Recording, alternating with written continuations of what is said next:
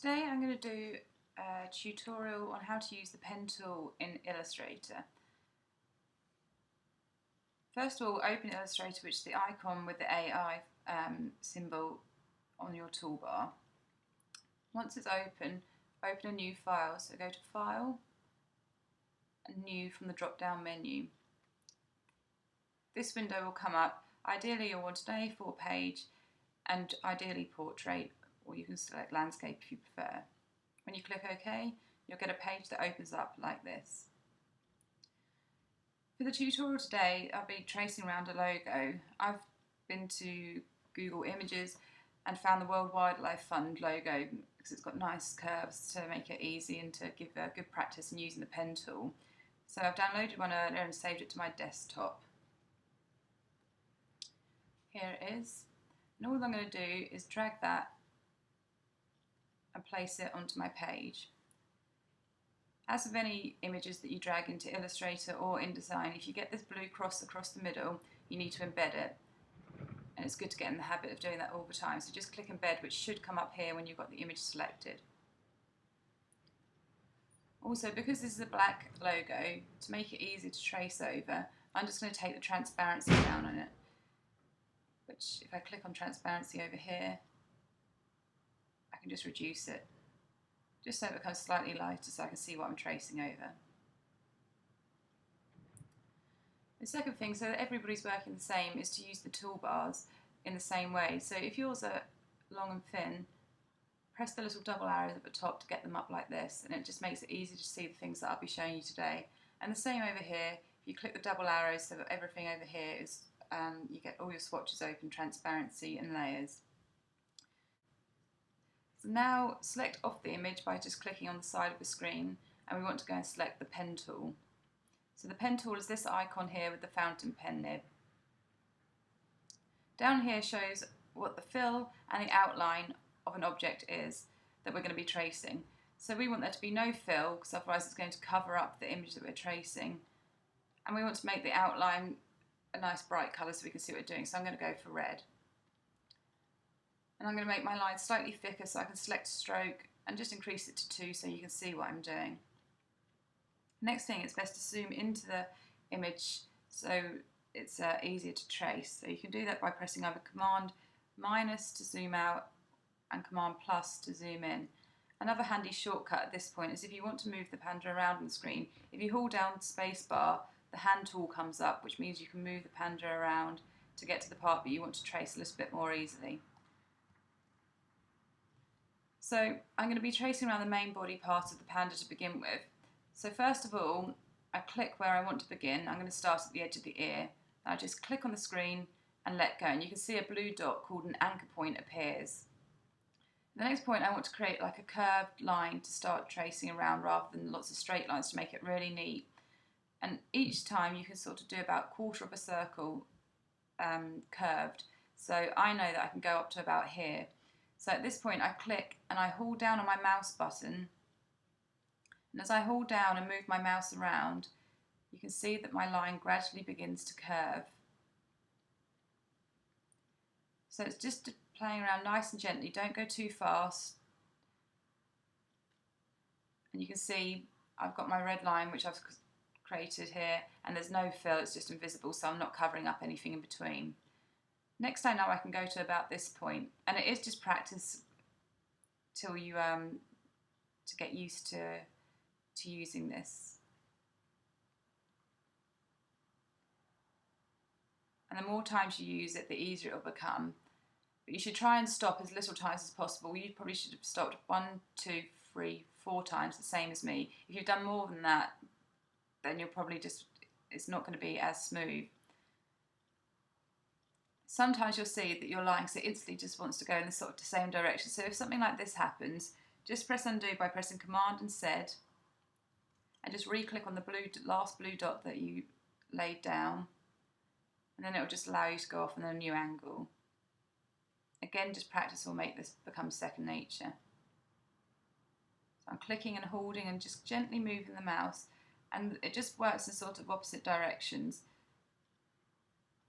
So I pull down on my mouse for the line to go up and do the opposites with left and right. So here I pull right for the line to sort of move to the left. And again, it's just practice. And it is really difficult to use to begin with. So here, because I know that the line will naturally want to kind of go off like that to keep it smooth, I know I just have to re-click on the blue dot to make sure that that doesn't happen.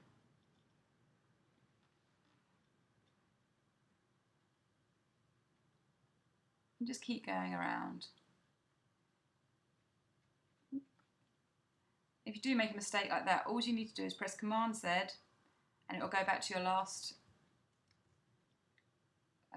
dot. You can just re-click on it to make sure the line's joined up.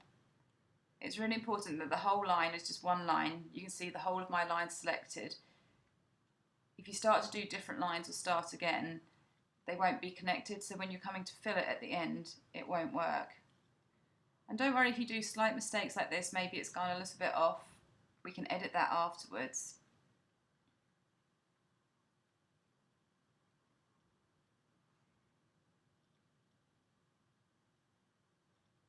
Again, if you make a mistake, just press Command Z and go back to where you were.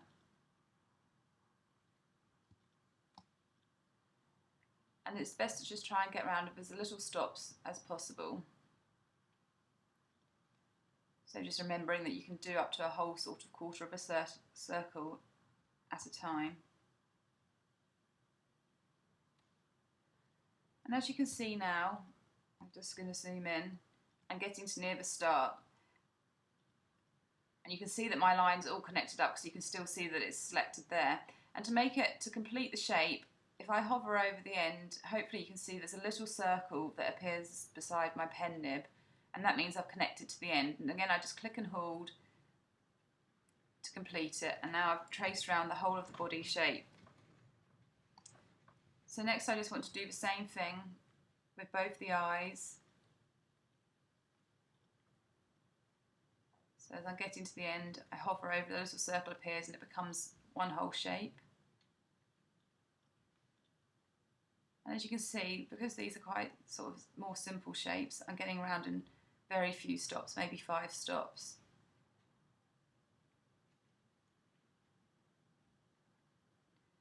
So just clicking and holding each time to move that angle.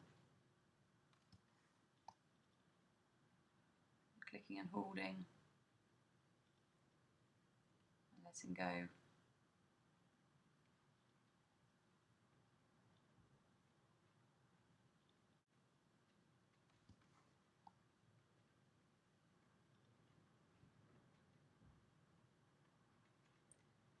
So now we've got all the bits traced around on the shape.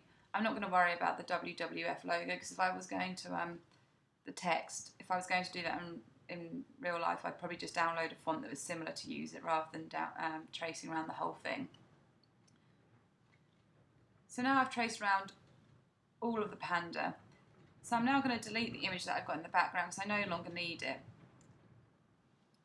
And so you can see that all the bits are outlined. So again, just to go over what I was explaining earlier, so this square here, the full square, shows what's the fill colour of a shape. So you can see this one mine's empty. If I wanted to fill it, I could click on a yellow, but it has to be at the front. So for example there, you can see it's got a fill colour, but I want to leave mine empty at the moment. And you can see obviously the outline is red. You can increase the thickness of strokes and things if you want to in the stroke palette here.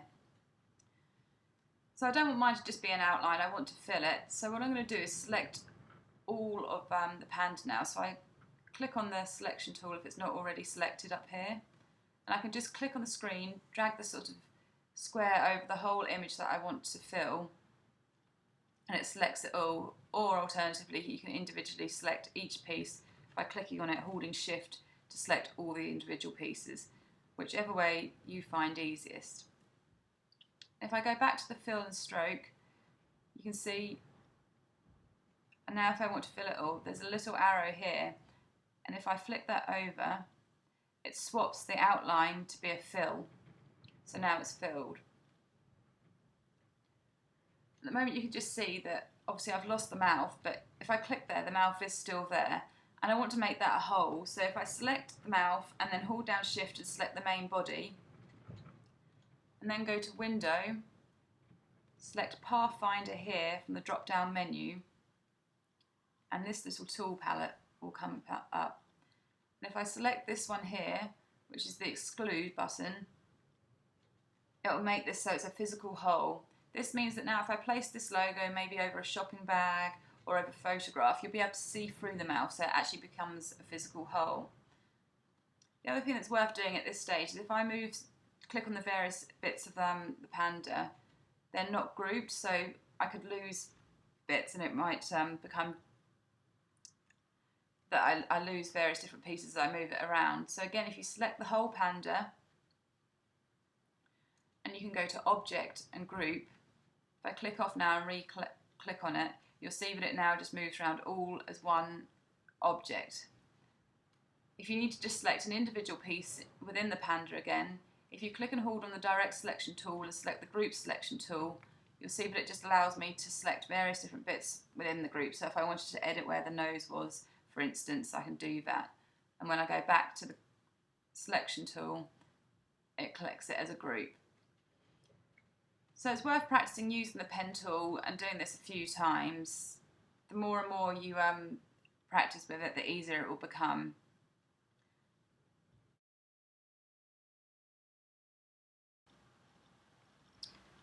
Another problem that may occur is that your line might not be even the whole way round, and just because that happens, you won't want to start your line again. You can just go back and edit it.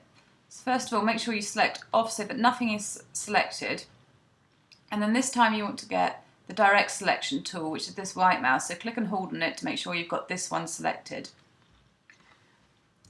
If I zoom into where I have my problem here, if I click on the line, you'll see that all these little dots appear where I've previously stopped when I was creating the line using the pen tool. I can actually click on one of these dots and move the line around, so I can edit it and try and move it back into place. Secondly, where there is each dot, you can see there's a blue line with a blue dot on each end. If I click on one of these actual blue dots, I can edit the angle of the line too. So by using both those options, I can edit the line and smooth out imperfections where needed to make the line more accurate if I desire. The other thing I can do if it's gone really badly wrong is I can actually delete part of a line and reconnect up. So if I click again on one of these dots and press delete, it just gets rid of that area. If I double click, it will get rid of the whole line. You don't want that to happen, so I'm just going to undo to bring mine back.